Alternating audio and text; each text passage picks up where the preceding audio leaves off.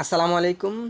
দাখিল 2025 অর্থাৎ তোমরা যারা 2025 সালে এসএসসি কিংবা দাখিল পরীক্ষায় অংশগ্রহণ করবে তাদের জন্য বিগত বছরের বোর্ড কোয়েশ্চেন অ্যানালাইসিস করে 100% কমন উপযোগী 140টি এমসিকিউ পর্ব অনুযায়ী দেওয়া হয়েছে।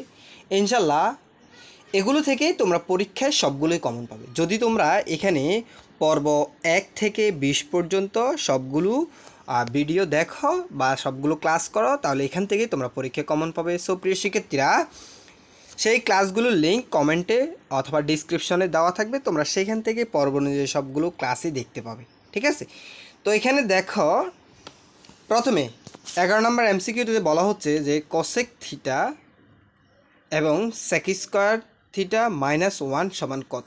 তো এক্ষেত্রে দেখো প্রিয় শিক্ষার্থীরা, আমরা ত্রিকোণমিতির অঙ্কগুলো সমাধানের ক্ষেত্রে তোমাদের সূত্রগুলো মাস্ট জানতে হবে। তুমি যদি সূত্র জানো তাহলে তোমার জন্য ত্রিকোণমিতির যেই কোনো অঙ্ক খুব ইজিলি তুমি করতে পারবে। দেখো এখানে যদি আমরা এটা সমাধান করি, ধরো এই কস স্কোয়ার যেভাবে, কস থিটা যেভাবে আছে এভাবে, এরপরে এই জায়গাতে এই রুটের রুট এটা যেভাবে আছে এভাবে দিলাম। এখানে সেক স্কোয়ার মাইনাস এটার পরিবর্তে লেখা যায় টেন স্কোয়ার। একটা সূত্র আছে সেক স্কোয়ার মাইনাস, যেমন sine square plus cos square সমান 1, বা সাইন স্কোয়ার -1 সমান কী লেখা যায়, কস স্কোয়ার লেখা যায়। সেম সেক স্কোয়ার -1 সমান কী লেখা যায়, টেন স্কোয়ার লেখা যায়। তার মানে সেক স্কোয়ার -1 সমান লেখা যাবে এখানে টেন স্কোয়ার। ওকে, টেন স্কোয়ার থিটা। এখন এই জায়গাতে দেখো আমরা যদি স্কোয়ার এবং এই রুটটা কেটে দিই, স্কোয়ার রুটে কাটা যায়, ঠিক আছে। তাহলে এখানে থাকলো কস স্কোয়ার আর এখানে থাকলো কি টেন, শুধু টেন থাকলো এখানে। তো টেন স্কোয়ার পরিবর্তে আমরা লিখতে পারি টেন থিটার সূত্র লেখা যায় sine theta by cos theta. ঠিক আছে, আমরা লিখতে পারি sine theta by cos theta. তো পরে আমরা কী করবো, এখানে কস থিটা কেটে দিলাম, এখানে কস থিটা কেটে দিলাম, তাহলে কী রইল অ্যান্সার, সাইন থিটা। তাহলে আমাদের অ্যান্সারটা কি, সাইন থিটা। তার মানে আমরা অ্যান্সার এটা, এই ক হচ্ছে আমাদের অ্যান্সার। এরপরে 2 নাম্বারটা তো বলছে 2 সাইন থিটা ইকুয়াল 1 হলে কট থিটা কত। এখানে দেখো এই যে সাইন থিটার যে মানটা দেওয়া আছে আমাদেরকে এই প্রথমে, আচ্ছা দেখো আমি তোমাদেরকে প্রথমে দাঁড়াও এখানে একটা অ্যান্সার করার জন্য ফরম্যাট নিয়ে নিচ্ছি। ওকে, এখন দেখো প্রিয় শিক্ষার্থীরা, এখানে যেটা দেওয়া আছে আমরা সেই তথ্যটা প্রথমে লিখব যে 2 সাইন থিটা, 2 সাইন থিটা সমান কী লেখা যায়, 1 লেখা, এটা দেওয়া আছে, এই তথ্যটা দেওয়া আছে, আমরা এটা লিখলাম। ঠিক আছে, এখন দেখো এই 2 এটা এপাশে কী আকার আছে, এপাশে গুণ আকার আছে, সমান চিহ্ন ওই পাশে দিলে ভাগ আকারে চলে যাবে। তার মানে এখানে লেখা যায় এই সাইন থিটা সমান কী লেখা যায়, সাইন থিটা সমান লেখা যায় এই 1/2, এটা এপাশে আসছে ভাগ আকার চলে যাবে, 1/2 লেখা যায়। এরপরে আমরা যদি এই লাইনটার সমাধান করি, দেখো এরপরে এখানে এই সাইন থিটার পরিবর্তে কী লেখা যায়, সাইন থিটার পরিবর্তে লেখা যায় লম্ব বাই অতিভুজ। লম্ব বাই কী লেখা যায়, অতিভুজ লেখা যায়, লম্ব বাই অতিভুজ। আর এরপর উপরে থাকে 1 আর এখানে 2। এখন দেখো তো এখান থেকে স্পষ্টত আমরা বুঝতে পারছি লম্ব কত 1 আর অতিভুজ কত 2। তার মানে আমি যদি এখানে একটা চিত্র আঁকি, এই যে সমকোণী একটা ত্রিভুজ আঁকতে হবে, কারণ এই ত্রিকোণমিতিক অঙ্কগুলো এভাবে হয়। তো এখানে লম্ব মানে কি, এই যে এটাকে যদি থিটা ধরা হয়, তো লম্ব কত, লম্ব হচ্ছে 1, এই যে এখান থেকে পেলাম আমি এই লম্বটা হচ্ছে 1, আর অতিভুজ কত 2, তার মানে অতিভুজ কত পেলাম আমি 2। ঠিক আছে, এখন আমাকে কি বলছে, আমাকে নির্ণয় করতে বলছে কট থিটা। কট থিটার সূত্র কি, আমি যদি কট থিটা না নির্ণয় করি, এখানে যদি ডান পাশে তোমাদেরকে দেখাই যে কট থিটার সূত্র, কট থিটার সূত্র হচ্ছে এই জায়গাতে, দাঁড়াও এই জায়গাতে দেখাচ্ছি যে কট থিটার সূত্র, এই কট থিটার সূত্র, কট থিটার সূত্র হচ্ছে লম্ব বাই ভূমি, লম্ব বাই সরি হ্যাঁ লম্ব, ভূমি বাই লম্ব হবে। কট থিটার সূত্র হচ্ছে ভূমি বাই লম্ব। ওকে, কট থিটার সূত্র হচ্ছে ভূমি বাই লম্ব। তো এখানে আমাদের কিসের মান প্রয়োজন, ভূমির মান প্রয়োজন। এই যে এখানে ভূমির মান প্রয়োজন, এই জায়গাটাতে ভূমির মান প্রয়োজন এখানে লিখতে হবে। আর লম্ব কত পাইছি 1, তার মানে আমি এখানে কত লম্ব কত লিখতে পারি, এই জায়গাতে এই লম্ব কত পাইছি, নিচে কত 1। ঠিক আছে, কোনো সমস্যা নেই। বাট আমার এখানে কি প্রয়োজন, ভূমিটা তো প্রয়োজন, কিন্তু আমাদের ভূমিটা এখানে কি মিসিং আছে, তাই না। তাহলে আমাদের প্রথম কাজ কি, এই ভূমিটা নির্ণয় করতে হবে। তখন এই ভূমিটা আমরা এই জায়গায় ভূমির মধ্যে লিখবো এবং এই জায়গাতে ভূমির মানটা লিখে ফেললে হয়ে যাবে। ঠিক আছে, তাহলে ভূমির মান বের করবো। এখন আমরা জানি পিথাগোরাসের একটা সূত্র আছে, সেই সূত্রটা কি, ধরো অতিভুজ স্কোয়ার, আমরা জানি অতিভুজ স্কোয়ার সমান এই লম্ব স্কোয়ার যোগ ভূমি স্কোয়ার, এটা হচ্ছে পিথাগোরাসের সূত্র আর কি, ঠিক আছে। তো এখন আমাদেরকে বের করতে কোনটা বলা হয়েছে, আমাদেরকে বের করতে বলা হয়েছে কিন্তু ভূমি। যখন তুমি ভূমিটা পাশে রাখবে, ধরো আমি যদি ভূমি বের করি তাহলে ভূমিটা পাশে রাখবো, তাহলে এই যে এই লম্ব এটা পাশে কী আকার আছে, যোগ আকার, এই পাশে আসলে বিয়োগ আকার হয়ে যাবে, তাহলে অতি স্কোয়ার মানে আমরা লিখতে পারি অতিভুজ স্কোয়ার মাইনাস এই লম্বটা এই পাশে আসলে মাইনাস লম্ব স্কোয়ার, ঠিক আছে, মাইনাস লম্ব স্কোয়ার। আর এই পাশে কি আছে, এই পাশে ভূমি স্কোয়ার, ঠিক আছে, এটাই তো সূত্র। এখন অতিভুজ মানে অতিভুজ কত, অতিভুজ মানে 2 আর লম্ব মানে কত 1, তাহলে অতিভুজ 2 লম্ব কত 1, তাহলে আমি লিখতে পারি অতিভুজ হচ্ছে 2 স্কোয়ার বিয়োগ লম্ব কত, লম্ব হচ্ছে এখানে 1, তার মানে লম্ব 1 স্কোয়ার। আর এখানে কি ভূমি স্কোয়ার যেমনি আছে এইভাবে, ঠিক আছে, ভূমি স্কোয়ার। তো এখানে দেখো 1 স্কোয়ার মানে কত, 2 স্কোয়ার মানে হচ্ছে কত 4, আর 1 স্কোয়ার মানে 1, তো 4 থেকে 1 বিয়োগ করলে কত থাকবে 3, তার মানে এখানে কত রইল 3 রইল না, হ্যাঁ। আর এই পাশে ভূমি, তো ভূমির উপরে কী আছে, স্কোয়ার আছে, এই যে স্কোয়ার আছে, স্কোয়ার এটা এই পাশে আসলে কী আকার ধারণ করবে, স্কোয়ার এটা এই পাশে আসলে অবশ্যই রুট আকার ধারণ করবে। আমরা জানি সমান চিহ্ন এই পাশে যোগ থাকলে বিয়োগ, বিয়োগ থাকলে যোগ, গুণ থাকলে ভাগ, ভাগ থাকলে অর্থাৎ বিপরীত হয়, তাহলে স্কোয়ার বিপরীত হচ্ছে রুট আকার ধারণ করবে স্কোয়ার এই পাশে আসলে। তার মানে ভূমির মান কত পাইছি √3 না, তার মানে এই জায়গাটাতে এইটা হবে √3, তার মানে এখানে এটার মান কত পাইছি আমরা, এটার মান পাইছি এই √3, তাই না, এই √3, তার মানে এখানে এই ভূমি, এই জায়গায় ভূমি কত হবে √3, এই যে এখানে লিখবো কত √3, তো √3কে তুমি 1 দ্বারা ভাগ করলে কী হবে √3 হবে, তাই না। তার মানে আমাদের অ্যান্সারটা কত পাইছি √3 না, এটা হচ্ছে আমাদের অ্যান্সার। তাহলে এখানে কোথায় আছে √3, এই যে এই জায়গাতে আছে, এটা হচ্ছে আমাদের অ্যান্সার। আশা করি তোমরা বুঝছো। এখানে 12 নম্বরের যেটা বলছে দেখো, বলছে 2 sin θ = 1 হলে cot θ কত। তো এখানে দেখো প্রিয় শিক্ষিতরা, আমি ডান পাশে এটার অ্যান্সারটা করে রেখেছি। দেখো এটা না, সরি এটা না, এখানে এই চিত্রটা দেওয়া আছে, এটা না, এই চিত্রটা দেওয়া আছে। তো এখানে 13 নম্বর বলছে QS এর দৈর্ঘ্য কত, এই QS এর দৈর্ঘ্য মানে এই অংশটুকুর দৈর্ঘ্য আমাকে নির্ণয় করতে বলা হয়েছে। তার মানে এটা হচ্ছে কি একটা ভূমি, আমাদেরকে কি নির্ণয় করতে হবে, ভূমি, বা আমি ভ দ্বারা বোঝাচ্ছি এই ভূমিটা আমাদেরকে কি করতে হবে, নির্ণয় করতে হবে। লম্ব কত দেওয়া আছে, √3 দেওয়া আছে, এটা হচ্ছে লম্ব, √3 দেওয়া আছে, কোনো সমস্যা নেই।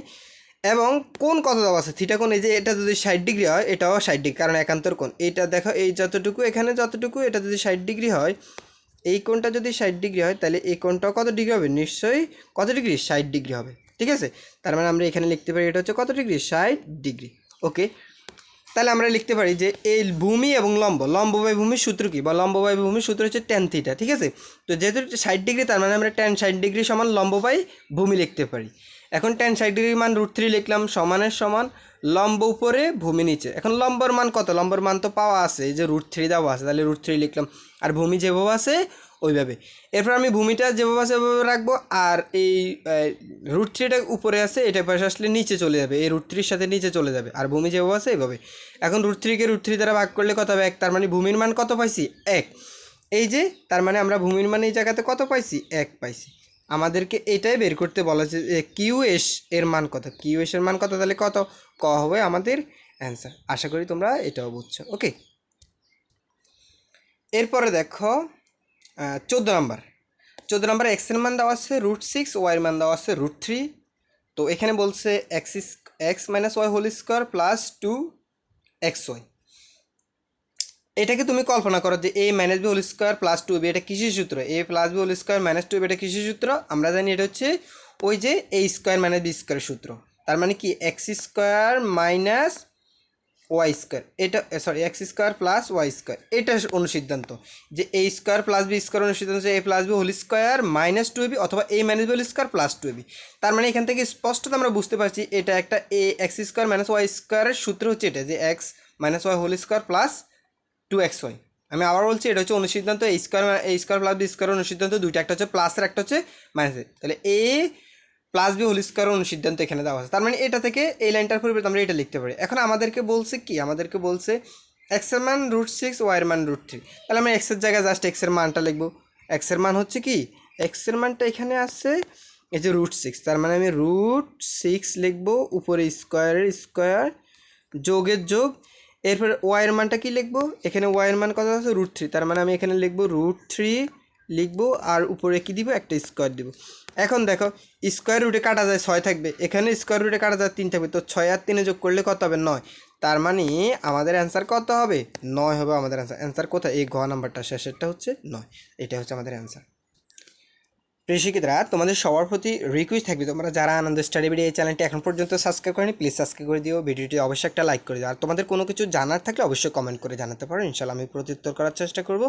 আর ধারাবাহিক পর্বের লিঙ্কগুলো ডিসক্রিপশন অথবা কমেন্টে, ফিন কমেন্টে দেওয়া থাকবে, প্রথম কমেন্টে, তোমরা সেখান থেকে এই ক্লাসগুলো দেখে নিতে পারো।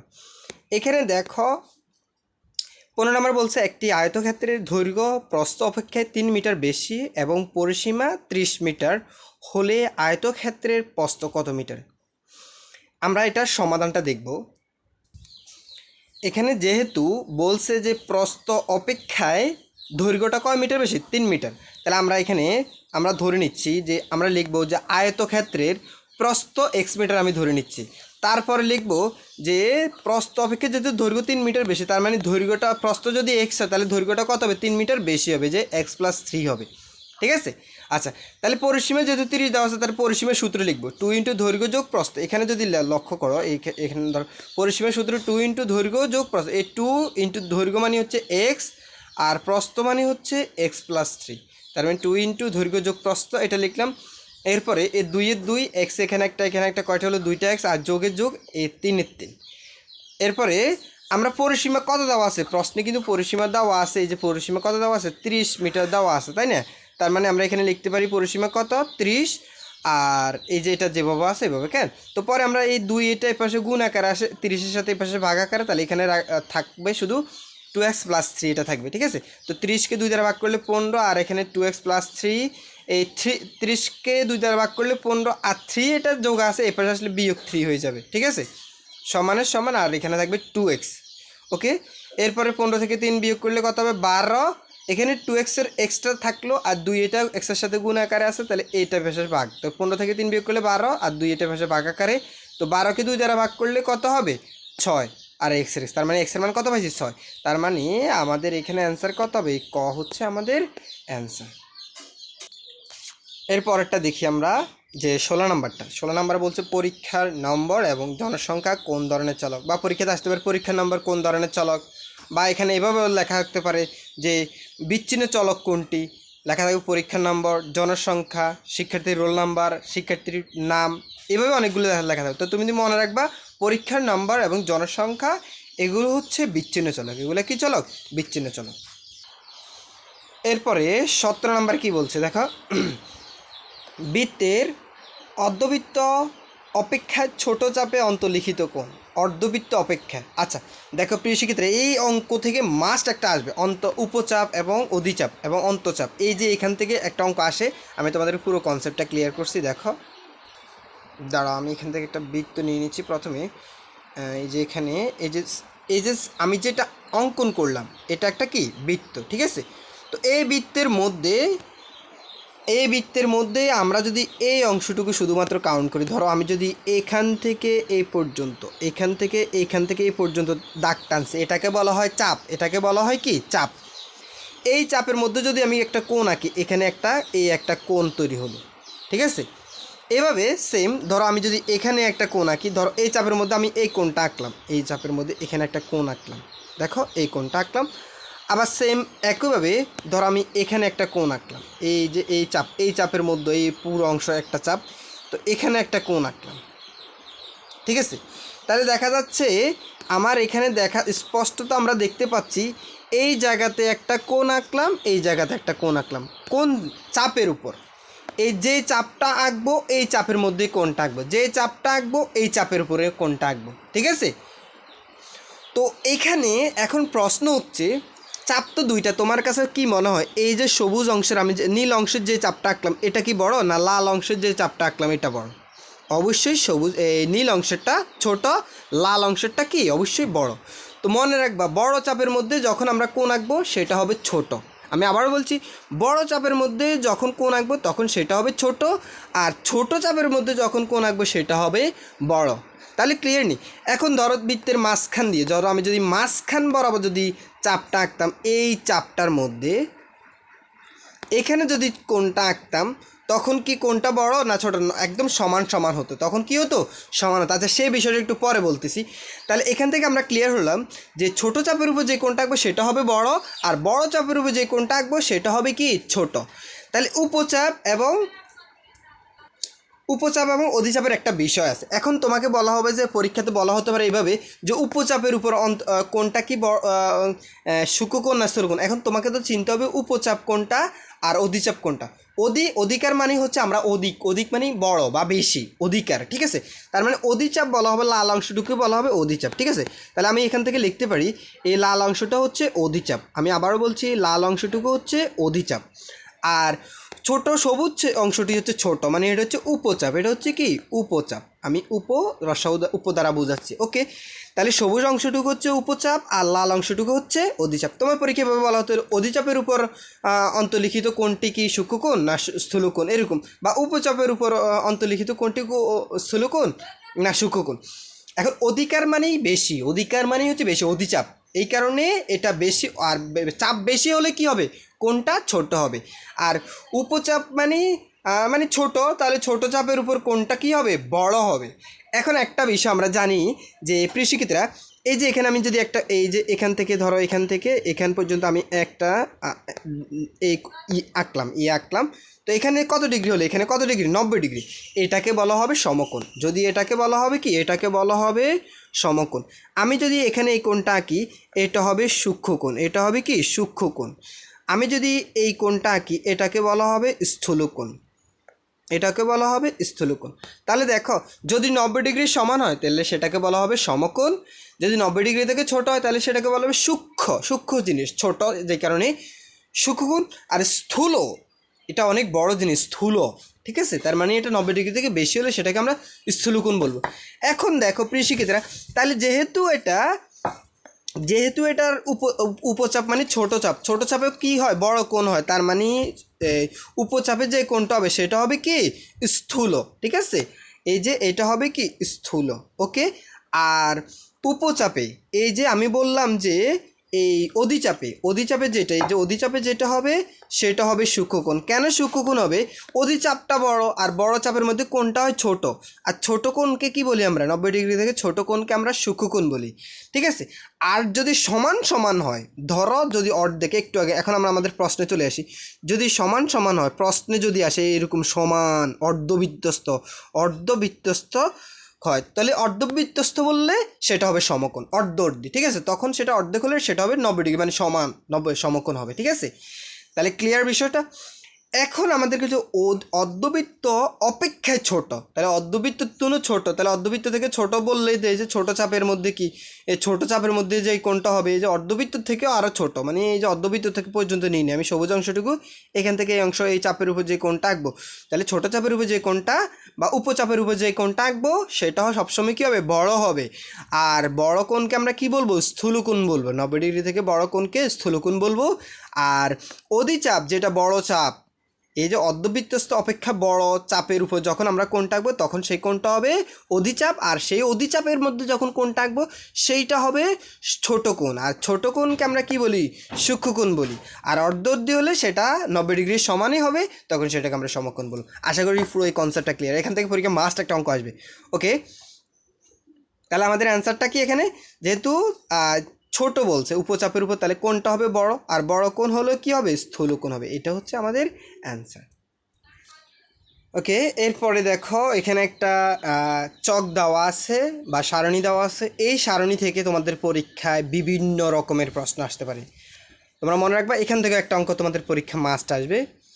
তো এখানে দেখো এটা হচ্ছে শ্রেণীব্যাপ্তি, এটা হচ্ছে গণসংখ্যা, আমাদেরকে বলছে ক্রমযোজিত গণসংখ্যা কত মধ্যক শ্রেণী। আচ্ছা দেখো প্রিয় শিক্ষিতরা, আমরা যদি এখানে ক্রমযোজিত গণসংখ্যার ঘরটা যদি প্রথমে একটু তৈরি করে নিই, দেখো এখানে ক্রমযোজিত গণসংখ্যার ঘরটা আমরা তৈরি করব।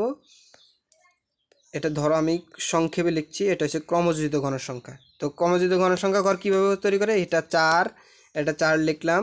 এরপরে 4 এবং 8 যোগ করলে কত, 4 আর 8 যোগ করলে কত হবে 12 হবে, তাহলে 12। এরপরে এই 12-র সাথে আবার 20 যোগ করে কত হবে, 12 আর 20 যোগ করলে 32 হবে। এরপরে 32 আর 12 যোগ করলে কত হবে 44 হবে, তার মানে এখানে কত হবে 44।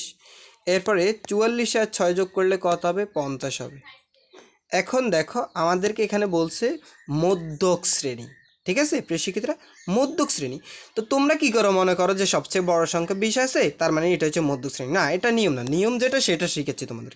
তোমরা মনে মনে কাউন্ট করবা যে 50 ভাগ 2, 50কে 2 দ্বারা ভাগ করলে কত হবে? দেখো তো 50কে 2 দ্বারা ভাগ করলে কত হবে? 25 হবে, তাই না?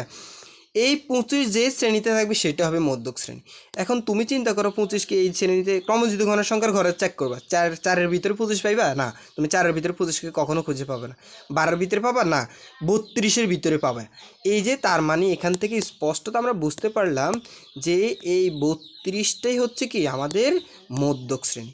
তা আমাদেরকে বলছে মধ্যক শ্রেণীর ক্রমযোজিত ঘনের সংখ্যা কত? মধ্যক শ্রেণীর যেটা ক্রমযোজিত ঘনের সংখ্যা পেয়েছি সেটা কত পাইছি? 32। ঠিক আছে, তাহলে আমাদের অ্যান্সারটা কত? 32।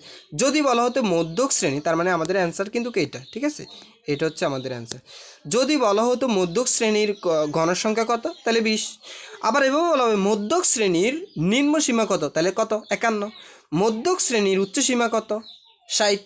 আবার এইভাবে বলা হতে পারে মধ্যক শ্রেণীর মধ্যমান কত, তাহলে মধ্যক শ্রেণীর মধ্যমান কেমনে বের করবো? এই যে দেখো চালাকিটা দেখো, এই 51 এবং 60কে আমরা যোগ করব, 51 এবং 60 যোগ করব, যোগ করে সমান চিহ্ন দিয়ে তখন 2 দ্বারা ভাগ করলেই অর্ধেক হয়ে যাবে। আমি আবার বলছি 50 এবং 60, 51 এবং 60 যোগ করবা, যোগ করে সমান চিহ্ন দিবা, দেওয়ার পরে 2 দ্বারা ভাগ করলে এটা অর্ধেক মানে মধ্যমান বের হয়ে যাবে। তোমাকে এভাবে বলা হতো মধ্যক শ্রেণীর মধ্যবিন্দু নির্ণয় করা।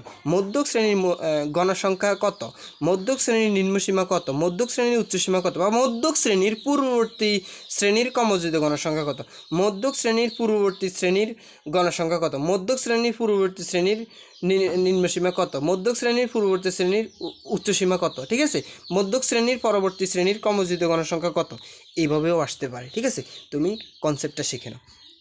ওকে, এরপরে দেখো এখানে কত নাম্বার? 19 নাম্বার। 19 নাম্বারে বলছে 144 এর 2√3 ভিত্তিক লগ কত।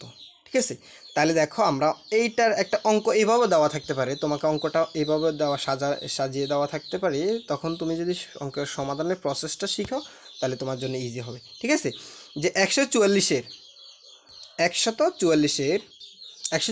2 ভিত্তিক, এই 2√3 এটা হচ্ছে ভিত্তিক। ঠিক আছে, তাহলে ধরো অঙ্কটা এইভাবে সাজাবো, ধরো আমরা এখানে লিখব যে লগ এ ভিত্তি কত? এ 2, দেখো এখানে ভিত্তি কিন্তু 2√3, এটা হচ্ছে ভিত্তি। ঠিক আছে, এই ভিত্তিটা এখানে একটু নিচে করে লিখতে হয় এটা। এরপরে কত এখানে? 144-এর, তার মানে 144 হচ্ছে এখানে 144। আচ্ছা দেখো অন্য কালার দিয়ে দেখাই, যেহেতু নাহলে একসাথে হয়ে যাবে। 144। ওকে, এখন এটার অ্যান্সারটা কত সেটা আমাদেরকে বের করতে বলা হচ্ছে। ঠিক আছে, তো প্রিয় শিক্ষার্থীরা দেখো এখানে আমরা ধরে নিচ্ছি এটার অ্যান্সারটা এক্স। এটার অ্যান্সারটা কি? এক্স আমরা ধরে নিচ্ছি। এখন এই অঙ্কটা থেকে আমাদেরকে অ্যান্সার বের করতে হলে লগটাকে উঠে ফেলতে হবে। তো প্রিয় শিক্ষার্থীরা লগ উঠানোর নিয়ম কিন্তু আমরা জানি। লগ উঠাতে হলে তোমাকে কী করতে হবে? ভিত্তিটাকে এই এক্সটাকে 44-এর জায়গায়, 44টাকে এক্সের জায়গায় পরিবর্তন করব। সেটা কীভাবে? ধরো এই জায়গা থেকে তুমি এখানে যে 44 যেটা আছে এটা এখানে চলে আসবে আর এক্সটা এখানে চলে যাবে, তাহলে লগটা উঠে যাবে। এটা হচ্ছে তোমার নিয়ম। তোমাকে কিন্তু লগারিদমের যে কোনো অঙ্ক, আমি আবার আরেকটা এক্সাম্পল দেখাচ্ছি। ধরো 4 ভিত্তিক, ঠিক আছে, 4 ভিত্তিক এখানে 1.2 সমান এখানে বলছে এটার মান কত, তাহলে এটার মান ধরে নিচ্ছি তুমি এক্স। এখন তোমাকে কি করতে হবে? চেঞ্জটা কোন জায়গায় করতে হবে? চেঞ্জটা এই জায়গাতেই করতে হবে। এটা চলে যাবে এক্সের জায়গায় আর এক্সটা চলে যাবে এই জায়গাটা, তখন তোমার লগটা উঠে যাবে। এটা হচ্ছে লগ উঠানোর সিস্টেম, বা লগ দেওয়ারও সিস্টেম, এটা লগ উঠানোরও সিস্টেমে এই একই কাজ। তো তাহলে এখানে দেখো আমরা লগটাকে উঠে ফেলবো। লগটাকে কী করবো? উঠে ফেলবো। তো উঠানোর ক্ষেত্রে আর যেভাবে আছে এভাবে 2√3 এটা যেভাবে আছে এভাবে লিখবো। এইখানে যে পাওয়ারটা ছিল এক্স, এটা এই পাশে পাওয়ার আকারে চলে আসবে। ঠিক আছে, এক্সটা চলে আসবে এখানে। আমি আবার অন্য কালার দিয়ে দেখাচ্ছি। দেখো প্রিয় শিক্ষার্থীরা, এই এক্সটা চলে যাবে এখানে আর 144টা চলে যাবে কোথায়? এক্সের জায়গায়। এই 144টা চলে যাবে এক্সের জায়গায়। ওকে, এখানেও সেম একইভাবে তুমি চিন্তা করবা যে এখানে কি করবা, এখানেও সেম এই লগটা উঠে দিবা। লগটা উঠে দিয়ে 4 যেভাবে সেভাবে এখন স্থানান্তর করবা, এক্সটা 4-এর উপরে আসবে আর 1.2টা কোথায় যাবে? এই পাশে চলে যাবে, মানে এই এক্সটা চলে আসবে এই 4-এর উপর আর 1.2টা চলে যাবে এখানে। ঠিক আছে, ওকে, এখন আমরা এটা সমাধান করব।